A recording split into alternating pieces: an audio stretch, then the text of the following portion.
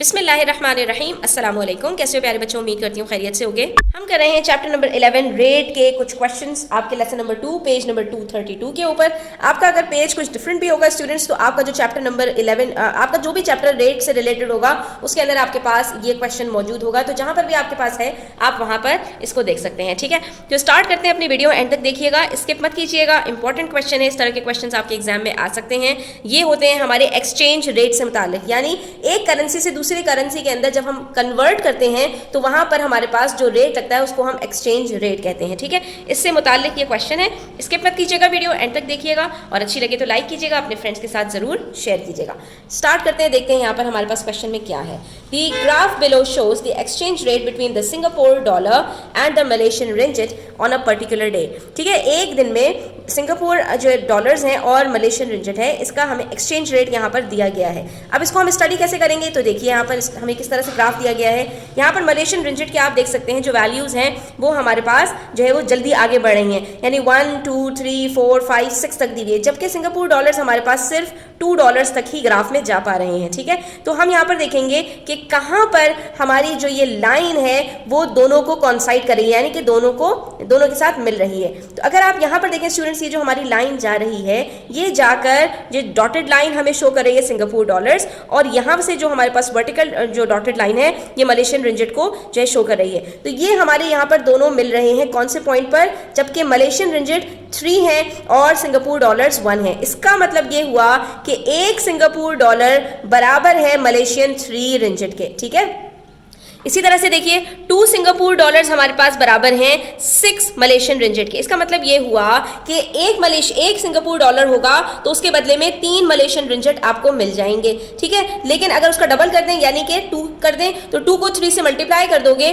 तो आपको 6 रिंगिट मिल जाएंगे। ठीक है, अगर इसी तरह से मैं ग्राफ को आगे लेके जाऊं स्टूडेंट्स, तो आप यहाँ पर समझ सकते हैं कि अगर हमारे पास 3 सिंगापुर डॉलर्स हैं तो वो कितने मलेशियन रिंगिट के बराबर होंगे। आप यहाँ पर यही देखेंगे कि एक सिंगापुर डॉलर कितने मलेशियन रिंगिट के बराबर था, आप उसी नंबर से मल्टीप्लाई करते चले जाएंगे जितने आपके सिंगापुर डॉलर्स बढ़ते चले जाएंगे। यानी अगर 3 सिंगापुर डॉलर्स हैं तो 3 को 3 से मल्टीप्लाई करेंगे, 3 3 are 9, यानी कि 3 सिंगापुर डॉलर बराबर होंगे 9 रिंगिट डॉलर के, मलेशियन रिंगिट के। ठीक है, तो सिंगापुर डॉलर्स जितने भी हैं हमने उसको 3 से मल्टीप्लाई करना है तो मलेशियन रिंगिट यहाँ पर हमारे पास आ जाएंगे, और फॉर एवरी 3 मलेशियन रिंगिट हमें 1 सिंगापुर डॉलर मिलेगा। यानी अगर आपके पास 3 मलेशियन रिंगिट हैं तो उसके बदले में आपको 1 सिंगापुर डॉलर मिल जाएगा।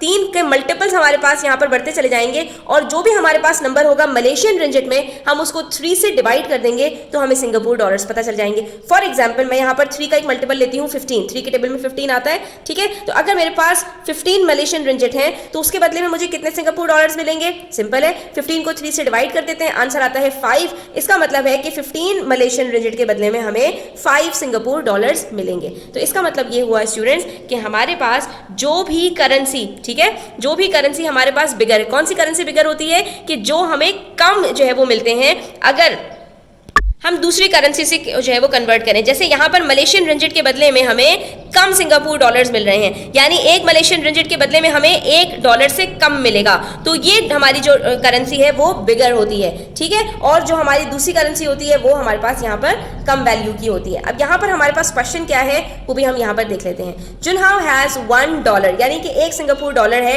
How much is that in Malaysian ringgit. हमने अभी यहाँ पर कैलकुलेट किया कि यहाँ पर अगर हमारे पास 1 सिंगापुर डॉलर होगा तो उसके बदले में हमारे पास कितने मलेशियन रिंगिट आएंगे, हमारे पास यहाँ पर मलेशियन रिंगिट आएंगे 3। ठीक है, तो हमने यहाँ पर लिख दिया कि 3 मलेशियन रिंगिट हमारे पास आएंगे। ठीक है, MR लिख दिया मैंने यहाँ पर। सीधी है 6 मलेशियन रिंगिट। अब अगर किसी के पास मलेशियन रिंगिट है और उसको हमें सिंगापुर डॉलर्स में कन्वर्ट करना है, तो हमने कहा था कि हमें मलेशियन रिंगिट के अंदर सिर्फ ये देखना है कि 3 का मल्टीपल होना चाहिए कोई, तो हमने उसको सिंपली 3 से डिवाइड कर देना है। सो 6 को हम 3 से जब डिवाइड करेंगे तो हमारे पास आंसर क्या आएगा, 2 सिंगापुर डॉलर्स। यानी कि अगर 6 मलेशियन रिंगिट है सीधी के पास तो उसके बदले में उसको 2 सिंगापुर डॉलर्स मिल जाएंगे। Mrs Ali wants to exchange $250। अब यहाँ पर डॉलर्स है, डॉलर से हमें मलेशियन रिंगिट में जाना है। हमने कहा था जब डॉलर से मलेशियन रिंगिट में आएंगे तो वहां पर हमें क्या करना पड़ेगा, 3 से मल्टीप्लाई करना पड़ेगा। How much will she receive in Malaysian ringgit, तो सिंपल है, हम 250 को मल्टीप्लाई कर देंगे 3 के साथ। अब जब 3 से मल्टीप्लाई करेंगे तो यहाँ पर हमारे पास स्टूडेंट्स आंसर आ जाएगा 750 मलेशियन रिंगिट। यानी कि 250 जो है अगर हमारे पास डॉलर्स हैं तो हमें कितने मलेशियन रिंजिट मिलेंगे, हमें ज्यादा मिलेंगे, दैट इज 750 MR, यानी कि मलेशियन रिंजिट हमें 750 मिलेंगे।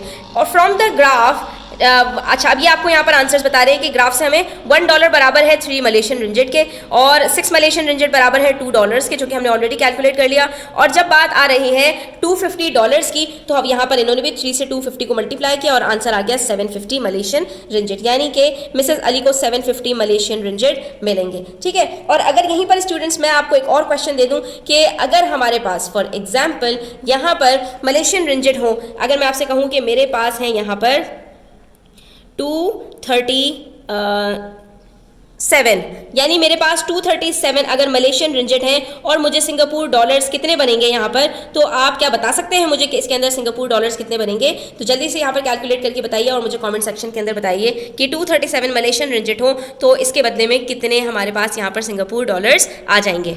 चलिए अब आ जाइए पेज नंबर 233 पर। यहाँ पर क्वेश्चन नंबर 5 है, इसमें एक हमें ग्राफ दिया हुआ है टेम्परेचर से रिलेटेड और इसमें कह रहे हैं कि the graph below shows the temperature of a substance as it cools. ठीक है, एक कोई भी चीज़ है उसका जो टेम्परेचर है वो किस तरह से ड्रॉप हो रहा है ये हमें यहाँ पर बताया जा रहा है। अब जरा हम ग्राफ को स्टडी करते हैं और देखते हैं कि किसी भी चीज़ का जो टेम्परेचर है वो किस तरह से यहाँ पर हमें यहाँ पर दिया हुआ है। अब यहाँ पर ये कह रहे हैं कि 0 से लेकर 10 तक, यानी कि जो टाइम है वो बढ़ता चला जा रहा है मिनट्स में, 2 मिनट, 4 मिनट, 6 मिनट, 7, 8, 9, 10, यानी टाइम बढ़ता चला जा रहा है। कितने मिनट के बाद इन्होंने हमसे कहा कि कोई भी चीज़ यहाँ पर कोई एक सब्सटेंस है, कोई एक चीज़ है जिसका टेम्परेचर जब बिल्कुल मतलब 0 टाइम, यानी कि टाइम नहीं गुजरा था, किसी एक टाइम पर उन्होंने कहा कि एक चीज़ का टेम्परेचर था 120 डिग्री सेंटीग्रेड। ठीक है, एक चीज़ का टेम्परेचर था 120 डिग्री सेंटीग्रेड और उसके बाद उसका जो टेम्परेचर है वो ड्रॉप होना शुरू हो गया। फॉर एग्जाम्पल हमने फ्रिज में कोई चीज़ रख दी, ठीक है, 120 डिग्री सेंटीग्रेड का मतलब है कि बॉइलिंग वाटर का जो टेम्परेचर होता है वो 100 डिग्री सेंटीग्रेड होता है, यानी उससे भी ज़्यादा था। हमने उसको जो है वो रूम टेम्परेचर पे रख दिया और पंखा चला दिया, तो आहिस्ता आहिस्ता क्या हुआ, उसका टेम्परेचर ड्रॉप होना शुरू हो गया। तो 2 मिनट के बाद उसका जो टेम्परेचर था वो कितना ड्रॉप हुआ स्टूडेंट्स, हम यहाँ पर स्केल रख के ज़रा देख लेते हैं। तो अगर आप स्केल रख के देखेंगे तो आपको यहाँ नज़र आएगा कि यहाँ पर हमारा डॉट लग रहा है और जब हम इसको इससे मिलाएंगे तो ये आ रहा है 110 डिग्रीज, यानी कि 120 से 110 डिग्रीज पर आ गया जब जो है वो 2 मिनट के बाद। यहाँ पर हम एक डॉटेड लाइन बना देते हैं, ठीक है। उसके बाद 4 मिनट के बाद ये मज़ीद ड्रॉप हुआ और ये कहाँ पर आ गया ये भी हम देख लेते हैं, ठीक है। ये मज़ीद जो है वो नीचे आ गया और कितना नीचे आ गया ये हम यहाँ पर लाइन ड्रॉ करके देखेंगे तो ये हमें पता चल जाएगा कि अच्छा भाई मज़ीद 10 डिग्रीज ड्रॉप हो गया और अब ये हो गया 100 डिग्रीज। पहले भी 10 डिग्रीज ड्रॉप हुआ था 2 मिनट के बाद, फिर 4 मिनट के बाद मज़ीद 2 डिग्रीज जो है वो ड्रॉप हो गया, 10 डिग्रीज ड्रॉप हो गया। फिर हमें यहाँ पर तो इन्होंने खुद ही ग्राफ में बनाकर दे दिया है कि 6 मिनट्स के बाद ये मज़ीद ड्रॉप हुआ 90 डिग्रीज के ऊपर आ गया। यानी इसका मतलब ये हुआ कि हम ग्राफ से ये स्टडी करके कह सकते हैं कि हर 2 मिनट में 10 डिग्रीज यहाँ पर ड्रॉप हो रहे हैं। तो ये हमें यहाँ पर बेसिकली रेट पता चल रहा है कि हर 2 मिनट्स पे 10 डिग्रीज ड्रॉप हो रहे हैं। तो 1 मिनट पे कितना ड्रॉप हो रहा होगा स्टूडेंट्स, अगर 2 मिनट में 10 डिग्रीज ड्रॉप हो रहे हैं तो 1 मिनट में यानी 2 के हाफ में 10 का हाफ यानी कि हमारे पास 5 डिग्रीज ड्रॉप हो रहे होंगे। तो हम यहाँ पर ये कह सकते हैं कि रेट हमारे पास यहाँ पर क्या है, 1 डिग्री 1 मिनट के बाद 5 डिग्रीज ड्रॉप हो जाते हैं, ठीक है। आप यहाँ पर कॉन्साइड करके देख सकते हैं 110 और 120 के बीच में 115 आएगा, ठीक है। तो ये हमारे पास 5 डिग्रीज से जब ड्रॉप हो रहा है तो हर जगह आप देख सकते हैं कि हर 1 मिनट के बाद जो टेम्परेचर है वो 5 डिग्रीज ड्रॉप हो जाता है, ठीक है। अब क्वेश्चन हमारे पास यहाँ पर क्या है हम उसको भी देख लेते हैं। The substance continues to cool at the same rate, ठीक है। एक सेम रेट के ऊपर सब्सटेंस का जो टेम्परेचर है वो कूल डाउन हो रहा है और हमने यहाँ पर अभी ग्राफ से स्टडी भी कर लिया स्टूडेंट्स, ठीक है। हमने स्केल की मदद से खुद ही जो है रेट को फाइंड आउट कर लिया, ठीक है। अब हमसे ये कह रहे हैं what will be its temperature at the 10th minute.